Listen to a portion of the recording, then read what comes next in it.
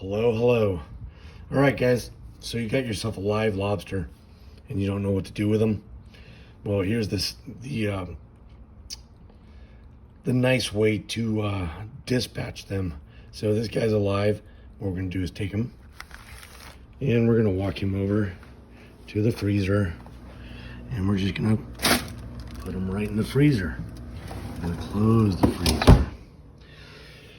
We'll come back in about, I don't know, 20-30 minutes, and the cold in there will cause him to fall asleep, slow him down, and kind of make him comatose, and at which point we will dispatch him and he won't feel a thing. He's been in the freezer. The cold makes these guys go to sleep. It's kind of like they go numb, they go to sleep. It's painless, actually. Kind of like when you're cold and you're tired and you want to take a nap. Same thing. So he's out. So now we're going to take him over to the board. All right, next step is, guys, lay him out. And right between his two main horns right here in the front, okay, you're just going to stick your sharp utensil right between there and give it a good whack. Just like that.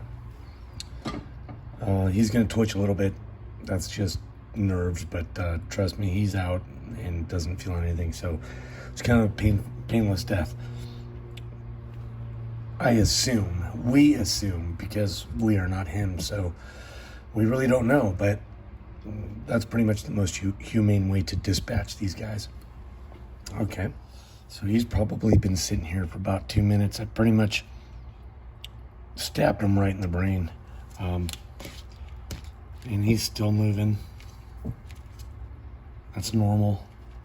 He's not alive. That's just his nerves reflexing.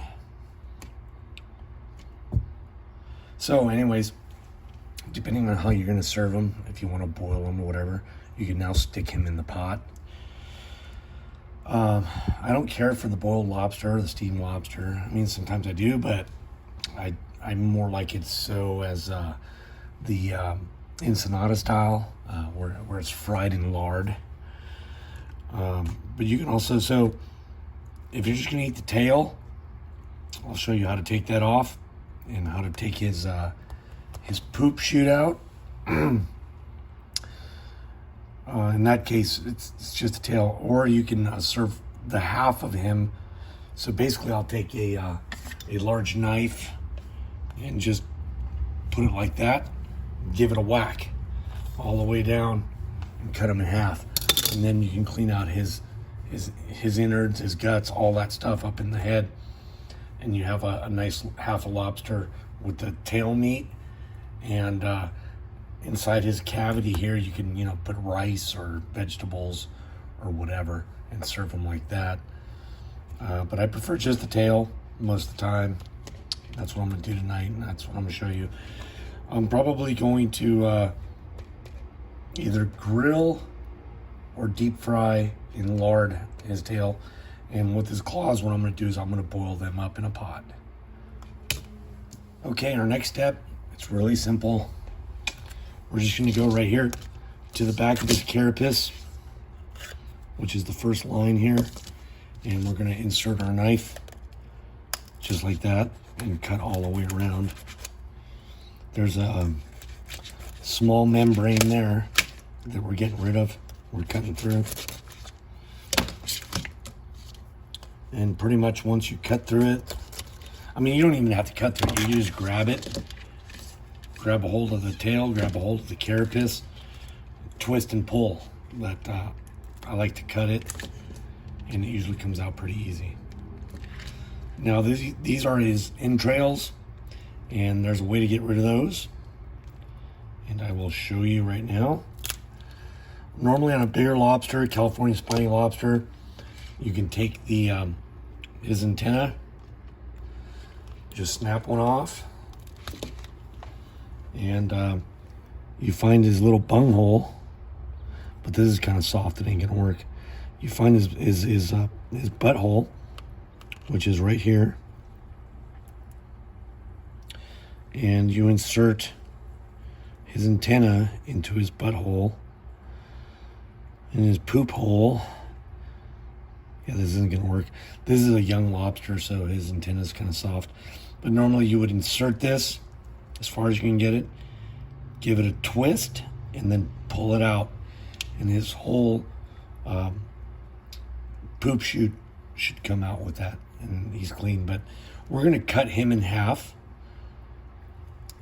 So we'll address the poop chute then.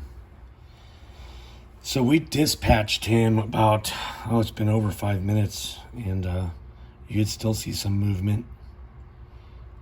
Like I said, that's just natural nervous reflexes.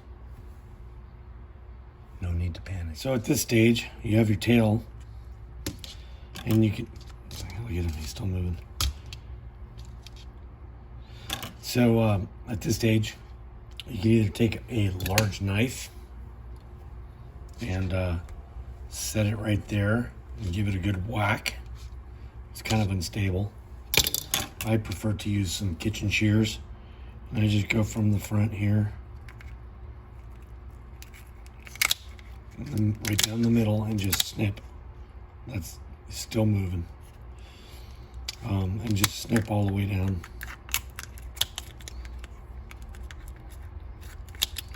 At this point, you could just grab it and kind of crack it open a little bit, or you can come to this side, his back side, and cut right down the middle as well.